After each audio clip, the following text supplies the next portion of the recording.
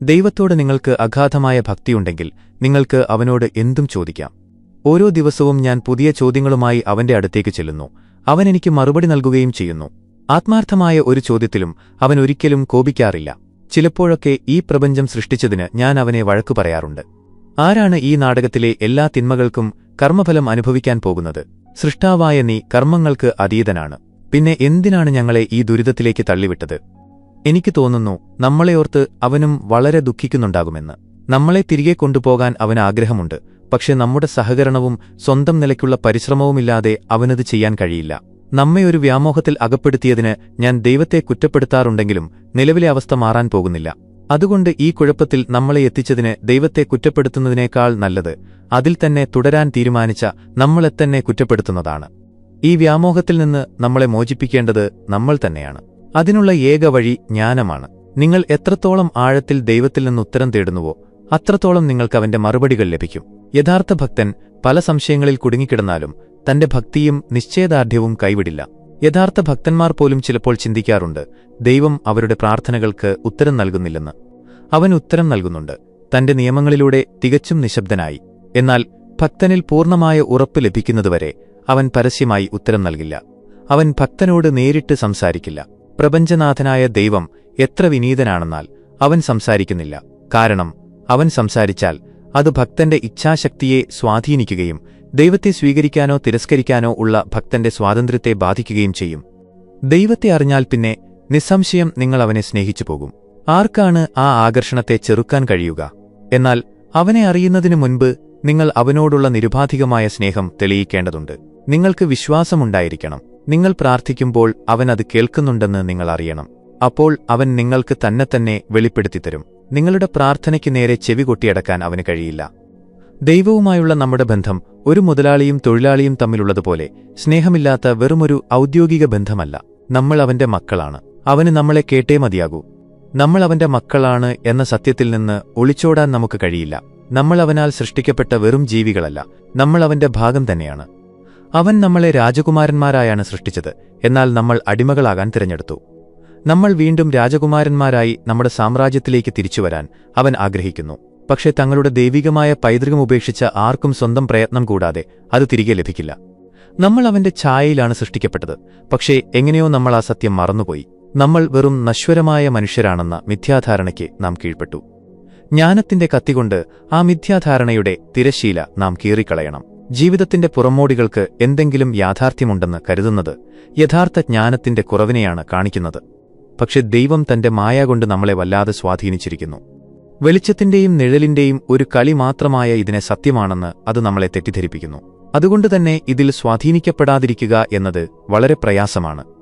നിങ്ങൾക്ക് വിശക്കുമ്പോൾ ഭക്ഷണം കഴിച്ചില്ലെങ്കിൽ താൻ പട്ടിണി കിടന്ന് മരിക്കുമെന്ന് നിങ്ങളെ തോന്നിപ്പിക്കുന്നത് മായയാണ്. എന്നാൽ 70 ദിവസത്തോളം ഭക്ഷണം കഴിക്കാതെ ഉപവസിച്ച പലരുമുണ്ട്. ഞാൻ തന്നെ ദീർഘനാൾ ഉപവസിച്ചിട്ടുണ്ട്. 30 ദിവസങ്ങൾക്ക് ശേഷം വിശപ്പിന്റെ ഒരു ലക്ഷണവും ഉണ്ടായിരുന്നില്ല. എന്നാൽ ഭക്ഷണം കൂടാതെ ജീവിക്കാൻ കഴിയില്ലെന്ന് നിങ്ങളുടെ മനസ്സ് വിശ്വസിച്ചാൽ നിങ്ങൾക്ക് ജീവിക്കാൻ കഴിയില്ല. അതൊരു സാധാരണ മിഥ്യാധാരണയാണ്. അതിന്റെ അടിസ്ഥാനം നമ്മുടെ മനസ്സിൽ മാത്രമാണ്. ഇതിനെ എതിർക്കുന്ന അപവാദങ്ങൾ കുറവായതുകൊണ്ട് മനുഷ്യന് ഭക്ഷണം കൂടാതെ ദീർഘനാൾ ജീവിക്കാൻ കഴിയില്ലെന്ന് ശാസ്ത്രം പ്രഖ്യാപിക്കുന്നു. എന്നാൽ ഭക്ഷണം തീരെ കഴിക്കാതെ ജീവിക്കുന്ന ആളുകളുണ്ട്. ബവേറിയയിലെ തെരേസ് ന്യൂമാൻ, ബംഗാളിലെ ഗിരിബാല എന്നിവർ 20-ാം നൂറ്റാണ്ടിൽ ഭക്ഷണം കൂടാതെ ജീവിച്ച 2 വിശുദ്ധാത്മാക്കളാണ്.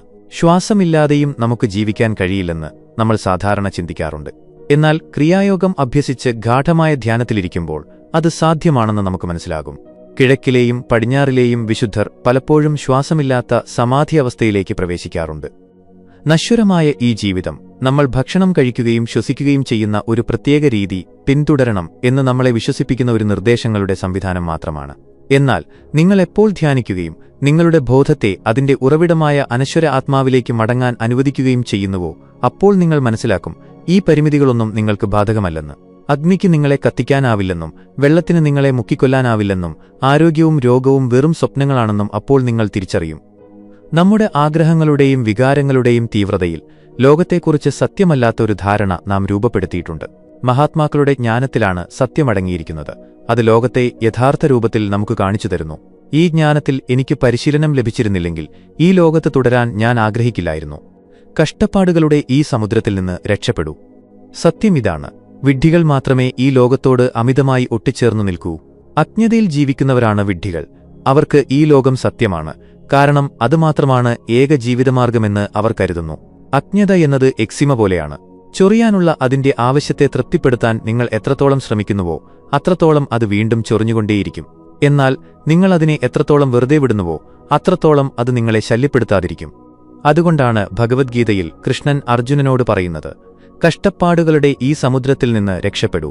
ഈ ലോകത്തിലായിരിക്കുക, നിങ്ങളുടെ കടമകൾ ചെയ്യുക, പക്ഷേ അതിന്റെ മിഥ്യാധാരണകളിൽ കുടുങ്ങിപ്പോകരുത്, ഇല്ലെങ്കിൽ നിങ്ങൾ അടിമയായിപ്പോകും. ലൈംഗിക ചിന്തകളിൽ എപ്പോഴും ജീവിക്കുന്നവർ കരുതുന്നത് അവർക്ക് അതില്ലാതെ ജീവിക്കാൻ കഴിയില്ലെന്നാണ്. എന്നാൽ ആ ഊർജ്ജത്തെ നിയന്ത്രിക്കുകയും പരിവർത്തനം ചെയ്യുകയും ചെയ്യുന്ന ഒരാൾക്ക് അതൊരിക്കലും ആഗ്രഹിക്കേണ്ടിവരില്ല.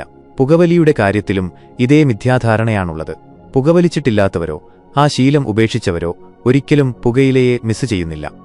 നിങ്ങളുടെ ജീവിതത്തിലെ ഏറ്റവും വലിയ ആവശ്യം ദൈവമാണ്. ശാശ്വതമായ സന്തോഷം കണ്ടെത്തണമെങ്കിൽ നിങ്ങളൊരു നശ്വരമായ മനുഷ്യനാണെന്ന ചിന്ത അവസാനിപ്പിക്കണം. നിങ്ങളുടെ നിത്യജീവിതത്തിൽ ഈ സത്യം പ്രാവർത്തികമാക്കുക.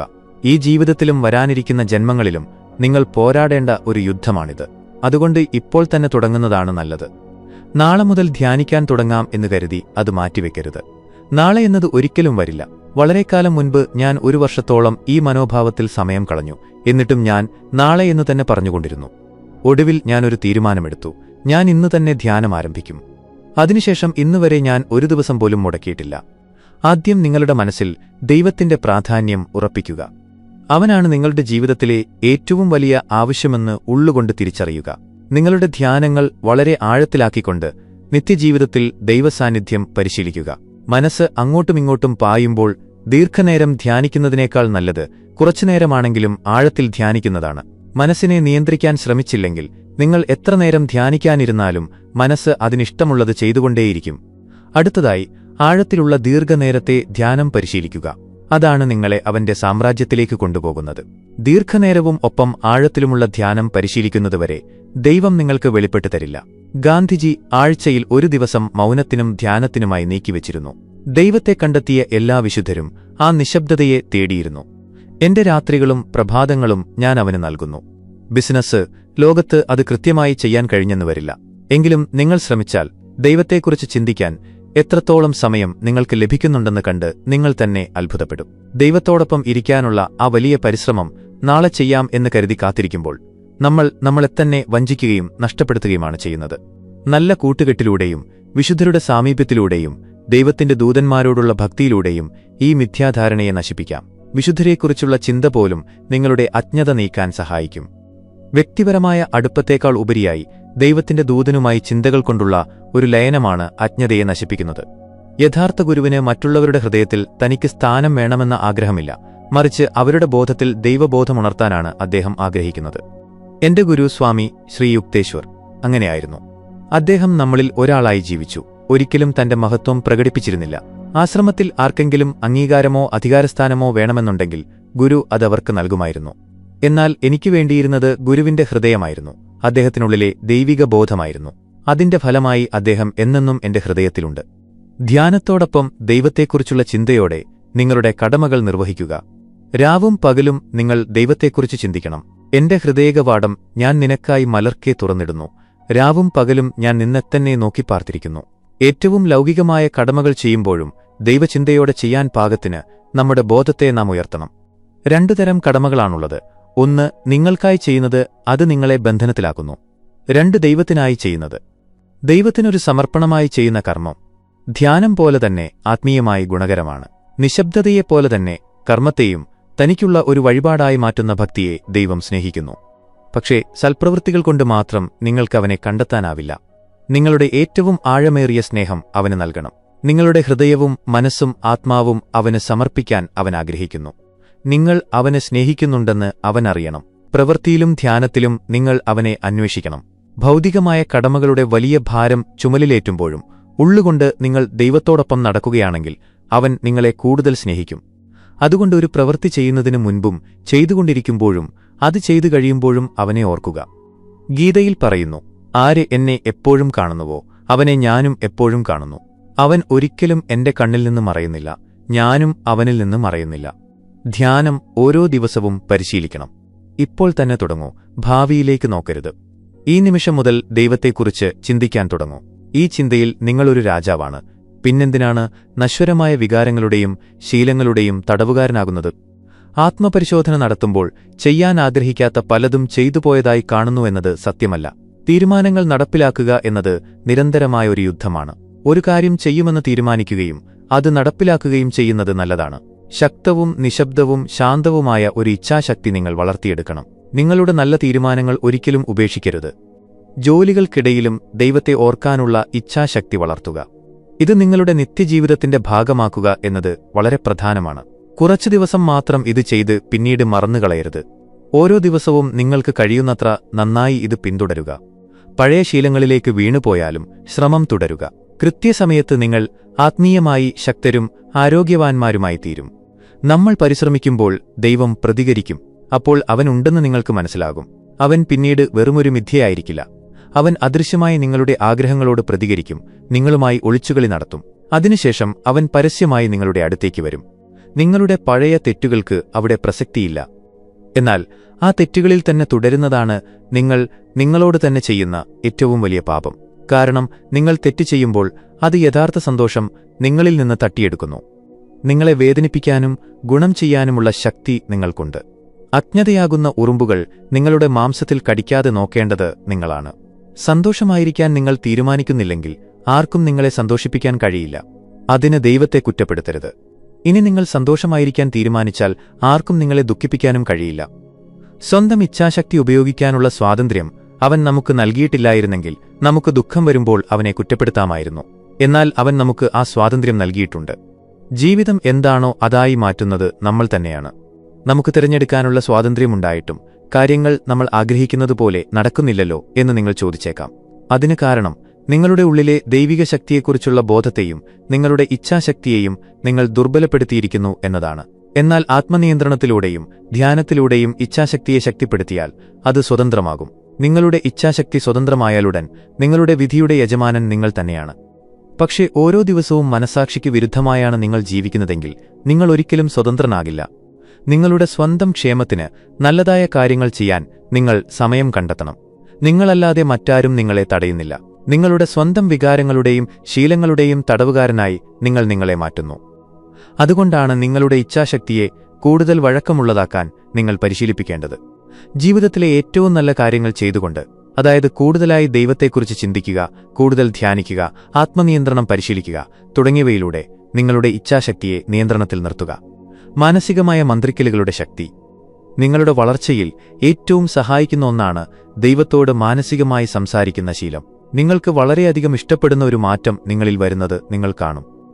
നിങ്ങൾക്കൊരു പ്രത്യേക സിനിമ കാണണമെന്നോ അല്ലെങ്കിൽ നിങ്ങൾ ആഗ്രഹിച്ചൊരു വസ്ത്രമോ കാറോ വാങ്ങണമെന്നോ തോന്നുമ്പോൾ നിങ്ങൾ മറ്റെന്ത് ചെയ്തുകൊണ്ടിരുന്നാലും ആ കാര്യങ്ങൾ എങ്ങനെ സ്വന്തമാക്കാമെന്ന് നിങ്ങളുടെ മനസ്സ് തുടർച്ചയായി ചിന്തിക്കാറില്ലേ? നിങ്ങളുടെ ശക്തമായ ആഗ്രഹങ്ങൾ നിറവേറ്റുന്നതുവരെ മനസ്സ് അതിൽ നിന്ന് പിന്മാറില്ല. ആ ആഗ്രഹങ്ങൾ നിറവേറ്റാൻ അത് ഇടവിടാതെ പ്രവർത്തിക്കുന്നു. അതേപോലെ രാവും പകലും നിങ്ങളുടെ മനസ്സ് ദൈവത്തിലായിരിക്കണം. നിസ്സാരമായ ആഗ്രഹങ്ങളെ ദൈവത്തോടുള്ള വലിയൊരു ആഗ്രഹമായി മാറ്റുക. നിങ്ങളുടെ മനസ്സ് രാവും പകലും തുടർച്ചയായി മന്ത്രിക്കണം. രാവും പകലും ഞാൻ നിന്നെ തന്നെ നോക്കിപ്പാർത്തിരിക്കുന്നു. മാനസികമായ മന്ത്രിക്കലുകൾക്ക് പദാർത്ഥങ്ങളെപ്പോലും നിങ്ങൾ ആഗ്രഹിക്കുന്ന രീതിയിൽ മാറ്റാനുള്ള ചലനാത്മകമായ ശക്തിയുണ്ട്. മനസ്സിന്റെ ശക്തി എത്ര വലുതാണെന്ന് നിങ്ങൾ മനസ്സിലാക്കുന്നില്ല. നിങ്ങളുടെ മനസ്സും ഇച്ഛാശക്തിയും ദൈവത്തിന്റെ ഇച്ഛയുമായി യോജിപ്പിക്കുമ്പോൾ ഭൂമിയിൽ മാറ്റങ്ങൾ സൃഷ്ടിക്കാൻ നിങ്ങൾക്ക് ഒരു വിരൽ പോലും അനക്കേണ്ടതില്ല. ദൈവിക നിയമം നിങ്ങൾക്കായി പ്രവർത്തിക്കും. എന്റെ ജീവിതത്തിലെ എല്ലാ പ്രധാന നേട്ടങ്ങളും ദൈവഹിതവുമായി ചേർന്നു നിൽക്കുന്ന മനസ്സിന്റെ ആ ശക്തിയിലൂടെയാണ് കൈവരിച്ചത്. ആ ദൈവിക ശക്തികേന്ദ്രം പ്രവർത്തിക്കുമ്പോൾ ഞാൻ ആഗ്രഹിക്കുന്നത് എന്തും നടന്നേ തീരൂ. നമ്മുടെ ഈ പുതിയ ക്ഷേത്രം മനസ്സിൽ വന്നപ്പോൾ തടയാൻ കഴിയാത്ത ഒരു ശക്തി അതിനു പിന്നിലുണ്ടെന്ന് എനിക്കറിയാമായിരുന്നു. മനുഷ്യ മനസ്സിന് പ്രതീക്ഷിക്കാൻ പോലും കഴിയാത്ത കാര്യങ്ങൾ ദൈവത്തിന്റെ വലിയ ഇച്ഛാശക്തിയിലൂടെ നടക്കുന്നത് ഞാൻ കണ്ടു. നിങ്ങളുടെ മനസ്സിൽ നിങ്ങൾ തീവ്രമായി വിശ്വസിക്കുന്നതെന്തും യാഥാർത്ഥ്യമായി തീരും. യേശു പറഞ്ഞു, ആരെങ്കിലും ഈ മലയോട് നീ ഇവിടെ നിന്ന് മാറി കടലിലേക്ക് വീഴുക എന്ന് പറയുകയും തന്റെ ഹൃദയത്തിൽ സംശയിക്കാതെ താൻ പറയുന്നത് സംഭവിക്കുമെന്ന് വിശ്വസിക്കുകയും ചെയ്താൽ അവൻ പറയുന്നത് അവന് ലഭിക്കും. ഞാനൊരു പാപിയാണ്, ദൈവമൊരിക്കലും എന്റെ അടുത്തേക്ക് വരില്ല എന്ന് ചിന്തിച്ച് സ്വയം നിരാശരാകരുത്. അങ്ങനെ ചെയ്താൽ നിങ്ങൾ നിങ്ങളുടെ ഇച്ഛാശക്തിയെ തളർത്തുകയാണ് ചെയ്യുന്നത്. പാപമെന്നത് ഒരു താൽക്കാലിക മിഥ്യാധാരണയാണ്. ചെയ്തത് കഴിഞ്ഞുപോയി, അത് ഇപ്പോൾ നിങ്ങളുടേതല്ല. എന്നാൽ അതേ തെറ്റ് വീണ്ടും ആവർത്തിക്കരുത്. നിങ്ങളുടെ മോശം കർമ്മങ്ങളെ അംഗീകരിക്കരുത്. കർമ്മത്തെയും നിഷേധിക്കുക. പലരും കർമ്മത്തിന്റെ അർത്ഥം തെറ്റായി വ്യാഖ്യാനിച്ച് വിചിത്രമായ മനോഭാവം സ്വീകരിക്കുന്നു. കർമ്മത്തെ നിങ്ങൾ അംഗീകരിക്കേണ്ടതില്ല. നിങ്ങളെ ഉപദ്രവിക്കാൻ ഒരാൾ നിങ്ങളുടെ പിന്നിൽ നിൽക്കുന്നുണ്ടെന്നും പണ്ട് നിങ്ങൾ അയാളെ ഉപദ്രവിച്ചതുകൊണ്ടാണ് അയാൾ അങ്ങനെ ചെയ്യുന്നതെന്നും ഞാൻ പറഞ്ഞാൽ അതെന്റെ കർമ്മമാണ് എന്ന് പറഞ്ഞ് അയാൾ അടിക്കുന്നതുവരെ നിങ്ങൾ കാത്തിരിക്കുമോ? തീർച്ചയായും നിങ്ങൾക്ക് അടികിട്ടും. അതിനു പകരം അയാളെ ശാന്തനാക്കി അയാളുടെ ദേഷ്യം കുറയ്ക്കാൻ നിങ്ങൾക്ക് ശ്രമിച്ചുകൂടെ? നിങ്ങൾ ദൈവത്തിന്റെ കുട്ടിയാണെന്ന് തിരിച്ചറിയുമ്പോൾ നിങ്ങൾക്ക് എന്ത് കർമ്മമാണുള്ളത്? ദൈവത്തിന് കർമ്മമില്ല, നിങ്ങൾക്കും കർമ്മമില്ല. നിങ്ങൾ അവന്റെ കുട്ടിയാണെന്നറിയുമ്പോൾ ഓരോ ദിവസവും നിങ്ങൾ ഇപ്രകാരം ഉറപ്പിച്ചു പറയണം: ഞാൻ നശ്വരമായ ഒരു മനുഷ്യനല്ല, ഞാൻ ശരീരമല്ല, ഞാൻ ദൈവത്തിന്റെ കുട്ടിയാണ്. അതാണ് ദൈവസാന്നിധ്യം പരിശീലിക്കുക എന്നത്. ദൈവം കർമ്മങ്ങളിൽ നിന്ന് മുക്തനാണ്. നിങ്ങൾ അവന്റെ ഛായയിലാണ് സൃഷ്ടിക്കപ്പെട്ടത്. നിങ്ങളും കർമ്മങ്ങളിൽ നിന്ന് മുക്തനാണ്. നിങ്ങളുടെ ബലഹീനതകളെ മാറ്റാനുള്ള ഏറ്റവും നല്ല വഴി അതിനെക്കുറിച്ച് ചിന്തിക്കാതിരിക്കുക എന്നതാണ്. അല്ലെങ്കിൽ നിങ്ങൾ അതിൽ തളർന്നുപോകും. വെളിച്ചം കൊണ്ടുവരിക. അപ്പോൾ ഇരുട്ട് അവിടെ ഉണ്ടായിരുന്നില്ലെന്ന് നിങ്ങൾക്ക് തോന്നും. എന്റെ ജീവിതത്തിലെ ഏറ്റവും വലിയ പ്രചോദനങ്ങളിലൊന്ന് ആ ചിന്തയാണ്. ആയിരക്കണക്കിന് വർഷങ്ങളായി ഇരുട്ട് നിലനിന്നിരുന്ന ഒരു ഗുഹയിലേക്ക് വെളിച്ചം പ്രവേശിച്ചാൽ ഇരുട്ട് തൽക്ഷണം അപ്രത്യക്ഷമാകും. അതുപോലെ ദൈവത്തിന്റെ വെളിച്ചം നമ്മളിലേക്ക് കൊണ്ടുവരുമ്പോൾ നമ്മുടെ തെറ്റുകളും ബലഹീനതകളും മാഞ്ഞുപോകും. അജ്ഞതയുടെ ഇരുട്ടിന് പിന്നീട് ഒരിക്കലും പ്രവേശിക്കാൻ കഴിയില്ല. നാളെ എന്നല്ല, ഇന്ന്, ഈ നിമിഷം മുതൽ നമ്മൾ ജീവിക്കേണ്ട ജീവിത തത്വശാസ്ത്രം അതാണ്. രാവും പകലും ദൈവത്തെക്കുറിച്ച് ചിന്തിക്കാതിരിക്കാൻ ഒരു ന്യായീകരണവുമില്ല. പണത്തിനോ ലൈംഗികതയ്ക്കോ പ്രശസ്തിക്കോ പകരം നിങ്ങളുടെ മനസ്സിന്റെ പശ്ചാത്തലത്തിൽ എപ്പോഴും ഉരുവിടുക: ദൈവം, ദൈവം, ദൈവം, ദൈവം. നിങ്ങൾ പാത്രം കഴുകുകയോ കുഴി കുഴിക്കുകയോ ഓഫീസിലോ തോട്ടത്തിലോ ജോലി ചെയ്യുകയോ ആകട്ടെ, നിങ്ങൾ എന്തു ചെയ്യുമ്പോഴും ഉള്ളുകൊണ്ട് പറയുക: ഭഗവാനെ, എനിക്ക് വെളിപ്പെട്ടു തരണമേ. നീ ഇവിടെ തന്നെയുണ്ട്. നീ സൂര്യനാണ്, നീ പുല്ലാണ്, നീ വെള്ളമാണ്, നീ ഈ മുറിയിലുണ്ട്, നീ എന്റെ ഹൃദയത്തിലുണ്ട്. ദൈവത്തോടുള്ള വലിയ സ്നേഹം ഹൃദയത്തിൽ വരുമ്പോൾ നിങ്ങൾക്ക് മറ്റൊന്നും നഷ്ടബോധമുണ്ടാക്കില്ല. ഈ ലോകത്ത് നിങ്ങൾക്ക് എന്തുണ്ട് അല്ലെങ്കിൽ എന്തില്ല എന്നത് ഒരു വിഷയമേ അല്ല. നിങ്ങൾക്കെപ്പോഴും പൂർണ്ണത അനുഭവപ്പെടും. ദൈവിക സ്നേഹം എല്ലാ ഭൗതിക ആഗ്രഹങ്ങളെയും മാറ്റിക്കളയുന്നു, മനുഷ്യസ്നേഹത്തിനു വേണ്ടിയുള്ള ആഗ്രഹത്തെപ്പോലും. നശ്വരമായ വികാരങ്ങൾ പലപ്പോഴും വേദനയാണ് നൽകുന്നത്. ഒന്നുകിൽ അതിന്റെ അസ്ഥിരമായ സ്വഭാവം കൊണ്ട്, അല്ലെങ്കിൽ മരണം അതിനെ തട്ടിയെടുക്കുന്നതുകൊണ്ട്. ദൈവത്തെ സ്നേഹിച്ചാൽ ചെറിയ സ്നേഹങ്ങളിൽ സംതൃപ്തി കണ്ടെത്തുന്ന അവസ്ഥയിലേക്ക് നിങ്ങൾക്ക് തിരിച്ചുപോകാൻ കഴിയില്ല. അവനിൽ നിങ്ങൾ എല്ലാ ഹൃദയങ്ങളുടെയും സ്നേഹം കണ്ടെത്തും. നിങ്ങൾ പൂർണ്ണത കണ്ടെത്തും. ലോകം നിങ്ങൾക്ക് നൽകുകയും പിന്നീട് തിരിച്ചെടുക്കുകയും ചെയ്യുന്ന വേദനയും നിരാശയും മാത്രം നൽകുന്ന എല്ലാം ദൈവത്തിൽ വളരെ വലിയ രീതിയിൽ ദുഃഖത്തിന്റെ ലാഞ്ചന പോലുമില്ലാതെ നിങ്ങൾ കണ്ടെത്തും. ഓരോ നിമിഷവും വിലപ്പെട്ടതാണ്. ജീവിതം സ്പർശിക്കാവുന്ന ഒരു യാഥാർത്ഥ്യമായി തോന്നുമെങ്കിലും അത് വഴുതിപ്പോകുന്ന ഒന്നാണ്. ഓരോ നിമിഷവും വിലപ്പെട്ടതാണ്.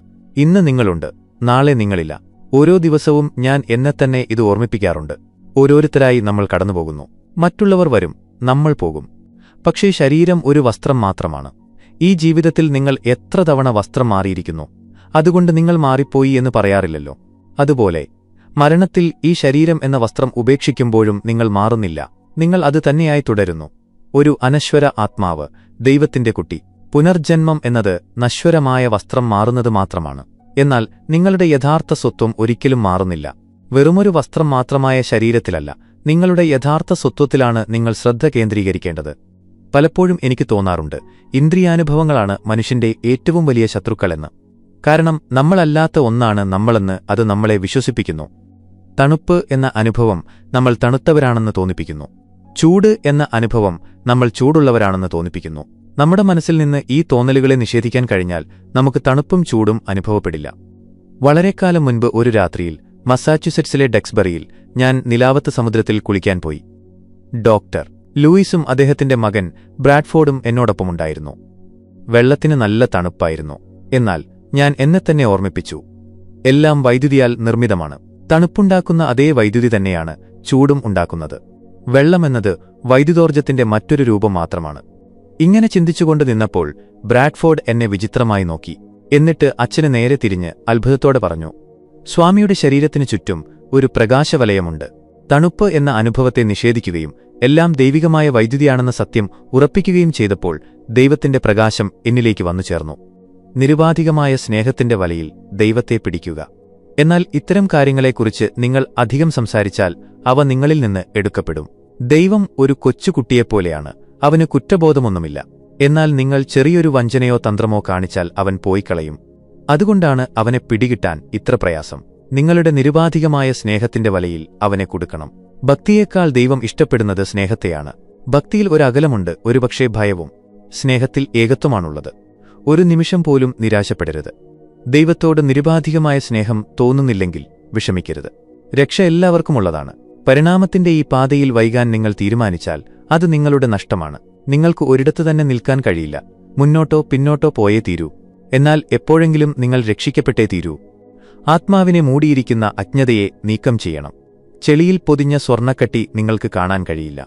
അതുപോലെ അജ്ഞതയുടെ ചെളി ആത്മാവാകുന്ന സ്വർണ്ണത്തെ മറച്ചിരിക്കുന്നിടത്തോളം നിങ്ങൾക്കതിനെ കാണാൻ കഴിയില്ല. ശരീരത്തെ മാത്രമേ അറിയൂ എന്നതുകൊണ്ട് ഒരു ആത്മാവായി സ്വയം ചിന്തിക്കാൻ നിങ്ങൾക്ക് കഴിയുന്നില്ല. നിങ്ങളുടെ ആത്മാവിന്റെ മേൽ നിങ്ങൾ പുരട്ടിയ ചെളിയാണ് ഈ മനുഷ്യരൂപം. അതുകൊണ്ടാണ് നിങ്ങൾ ആരാണെന്ന് നിങ്ങൾക്കറിയാത്തത്. ധ്യാനത്തിലൂടെ ആ ചെളി കഴുകിക്കളയുക, ശരീരത്തെ മറക്കുക. അപ്പോൾ നിങ്ങൾ ആരാണെന്ന് നിങ്ങളറിയും. ദൈവത്തിന്റെ കുട്ടിയായ നിങ്ങൾക്ക് എങ്ങനെ പൂർണ്ണനല്ലാതിരിക്കാൻ കഴിയും? എന്നാൽ നിങ്ങളുടെ ഉള്ളിലെ ആ ദൈവികതയെ നിങ്ങൾ തിരിച്ചറിയേണ്ടതുണ്ട്. ദൈവത്തോടുള്ള നിങ്ങളുടെ സ്നേഹത്തെക്കുറിച്ച് നിങ്ങൾ വളരെ രഹസ്യമായി സൂക്ഷിക്കണം. അവൻ നിങ്ങളോടൊപ്പമുണ്ട് എന്നതിനെക്കുറിച്ചും നിങ്ങൾ മൗനം പാലിക്കണം. പൂക്കളുടെ സൗന്ദര്യത്തിനു പിന്നിലെയും സൂര്യന്റെ പ്രകാശത്തിനു പിന്നിലെയും എല്ലാ കണ്ണുകളിലും തിളങ്ങുന്ന എല്ലാ ഹൃദയങ്ങളിലും മിടിക്കുന്ന ജീവനെക്കുറിച്ച് നിരന്തരം ചിന്തിക്കുന്ന മഹാത്മാക്കളെപ്പോലെയാകുക. എല്ലാ കാലുകളിലും നടക്കുന്ന ചലനമായും എല്ലാ കൈകളിലും പ്രവർത്തിക്കുന്നതായും എല്ലാ തലച്ചോറുകളിലും ചിന്തിക്കുന്ന മനസ്സമായും എല്ലാ സ്നേഹങ്ങൾക്കും പിന്നിലെ സ്നേഹമായും അവനെ കാണുക. ദൈവം വളരെ വലിയവനാണ്, അത്ഭുതമാണ്. ദൈവിക ബോധത്തിന്റെ തലത്തിൽ ജീവിക്കുക എന്നതിനർത്ഥം ദൈവത്തെ അറിയാത്ത ഈ ലൗകിക ലോകത്തെ ഒരു പേടി സ്വപ്നമായി കാണുകയും അതിന്റെ ഭീകരതകളിൽ നിന്ന് ശാശ്വതമായ മോചനം നേടുകയും ചെയ്യുക എന്നാണ്. ഓരോ ദിവസവും നിങ്ങൾ വിലപ്പെട്ട സമയം പാഴാക്കുന്നു. ദൈവത്തോടൊപ്പം ചെലവഴിക്കുന്ന ഓരോ ചെറിയ നിമിഷവും നിങ്ങളുടെ ഏറ്റവും വലിയ നേട്ടത്തിനായിരിക്കും. ദൈവത്തെ സന്തോഷിപ്പിക്കണമെന്ന ആഗ്രഹത്തോടെ ഹൃദയപൂർവ്വം നിങ്ങൾ നേടുന്നതെന്തും അനന്തതയോളം നിലനിൽക്കും. എല്ലാ ദുരിതങ്ങളിൽ നിന്നുമുള്ള മോചനമാണ് ദൈവം. നിങ്ങൾ തേടുന്ന സമ്പത്തും ആരോഗ്യവും ദൈവമാണ്. നിങ്ങൾ തേടുന്ന സ്നേഹം ദൈവമാണ്. മറ്റെല്ലാ ആഗ്രഹങ്ങൾക്കും പിന്നിൽ ദൈവത്തിനായുള്ള ആത്മാവിന്റെ ആഗ്രഹമാണുള്ളത്. ദൈവവുമായി വീണ്ടും ഒന്നിക്കാനുള്ള ആത്മാവിന്റെ ദാഹത്തെ ലൗകിക ആഗ്രഹങ്ങൾ മറച്ചുവെക്കുന്നു. നിത്യാനന്ദം. ദൈവത്തിന് മാത്രമേ ഈ ജന്മത്തിലെയും കഴിഞ്ഞ ജന്മങ്ങളിലെയും എല്ലാ ആഗ്രഹങ്ങളെയും തൃപ്തിപ്പെടുത്താൻ കഴിയൂ. എന്റെ അനുഭവത്തിൽ ഞാനത് കണ്ടെത്തി. ദൈവാനുഭവത്തിനു തുല്യമായി മറ്റൊന്നുമില്ല. അതുകൊണ്ട് രാവും പകലും അവനെ അന്വേഷിക്കുക. നിങ്ങളിത് ചെയ്താലുണ്ടാകുന്ന അനുഭവത്തിന് പകരം വയ്ക്കാൻ മറ്റൊന്നില്ല. നിങ്ങൾ തേടുന്ന ലക്ഷ്യം ദൈവമാണ്. അവനില്ലാതെ നിങ്ങൾക്ക് ജീവിക്കാൻ കഴിയില്ല. നിങ്ങൾ ആഗ്രഹിക്കുന്ന എല്ലാ കാര്യങ്ങളും അവനിൽ നിങ്ങൾ കണ്ടെത്തും. അവൻ തന്റെ ഭക്തരുമായി ഒളിച്ചുകളി നടത്തുകയാണ്. എന്നാൽ എന്നെങ്കിലും ഈ കളി അവസാനിച്ച ശേഷം നിങ്ങളിൽ ഓരോരുത്തരോടും അവൻ പറയും, നിന്നെ വേദനിപ്പിക്കാനല്ല ഞാൻ ഇത്രയും നാൾ നിന്നിൽ നിന്ന് ഒളിച്ചിരുന്നത്. അവസാനം നമ്മൾ തമ്മിൽ കാണുമ്പോൾ ആ കൂടിച്ചേരൽ ഏറ്റവും ശോഭയുള്ളതും സുന്ദരവുമാക്കാൻ വേണ്ടിയായിരുന്നു. പല ജന്മങ്ങളിലെ അന്വേഷണത്തിനു ശേഷം ഒടുവിൽ നീ എന്റെ അടുത്തെത്തിയിരിക്കുന്നു. സന്തോഷത്തോടെ ഞാൻ നിന്നെ നിന്റെ വീട്ടിലേക്ക് സ്വാഗതം ചെയ്യുന്നു. ഞാൻ നിനക്കായി ഒത്തിരി നാളായി കാത്തിരിക്കുന്നു. ജീവിതാനുഭവങ്ങളിലൂടെ നീ മാത്രമല്ല അന്വേഷിച്ചിരുന്നത്. വ്യത്യസ്ത സ്നേഹങ്ങളുടെയും കുടുംബത്തിന്റെയും സുഹൃത്തുക്കളുടെയും വേഷം മാറി ഞാനും നിന്റെ പിന്നാലെ ഉണ്ടായിരുന്നു. നീ എന്നെ അന്വേഷിച്ചതിനേക്കാൾ ആകാംക്ഷയോടെ ഞാൻ നിന്നെയും നോക്കി കാത്തിരിക്കുകയായിരുന്നു. പലതവണ നീ എന്നെ മറന്നു. പക്ഷേ എനിക്ക് നിന്നെ ഒരിക്കലും മറക്കാൻ കഴിയില്ല, എന്റെ പ്രിയപ്പെട്ട കുഞ്ഞേ. സ്വന്തം ഇഷ്ടപ്രകാരം ഒടുവിൽ നീ എന്റെ അടുത്തേക്ക് തിരിച്ചു വന്നിരിക്കുന്നു. ഇനി നമ്മൾ ഒരിക്കലും പിരിയുകയില്ല. ഓരോ മനുഷ്യനെയും ദൈവം അത്രത്തോളം സ്നേഹിക്കുന്നുണ്ട്. അവൻ നിങ്ങൾക്കായി കാത്തിരിക്കുന്നു. ലോകത്തിന് നിങ്ങളുടെ ശ്രദ്ധ കൊടുക്കരുത്. കടമകൾ ചെയ്യുക, പക്ഷേ ദൈവത്തോടൊപ്പം ഇരിക്കുക. അത് നേട്ടമാണ്. നിങ്ങളുടെ ജീവിതത്തിലെ ഓരോ നിമിഷവും ദൈവചിന്തയാൽ നിറയണം. സമയം പാഴാക്കരുത്. ദൈവത്തിലേക്ക് മടങ്ങിപ്പോകാൻ ഞാൻ അത്യധികം ആഗ്രഹിക്കുന്നു. എനിക്കുവേണ്ടി മാത്രമല്ല, മറ്റുള്ളവർക്കും ആ ശാശ്വതമായ സുരക്ഷിതത്വത്തിലേക്കുള്ള വഴി കാണിച്ചു കൊടുക്കാൻ. എനിക്കവന്റെ അടുത്തേക്ക് പോകണം. മറ്റുള്ളവരെയും കൂടെ കൂട്ടണം. ദയവായി എന്നോടൊപ്പം പ്രാർത്ഥിക്കൂ. പ്രപഞ്ചനാഥ, നിനക്ക് സ്തുതി. എന്റെ ആത്മാവിന്റെ നാഥ, ഞങ്ങൾ നിന്നെ സ്നേഹിക്കാത്തപ്പോഴും നീ ഞങ്ങളെ സ്നേഹിക്കുകയും പിന്തുടരുകയും ചെയ്യുന്നു. സ്നേഹസ്വരൂപനായ നാഥ, ലോകനാഥ, ഞങ്ങളുടെ ജീവിതമാകുന്ന ക്ഷേത്രത്തിൽ കുടികൊള്ളേണമേ. ഞങ്ങളുടെ എല്ലാ ആഗ്രഹങ്ങളുടെയും സിംഹാസനത്തിലിരിക്കുന്ന ഒരേയൊരു രാജാവായി നീ വാഴേണമേ.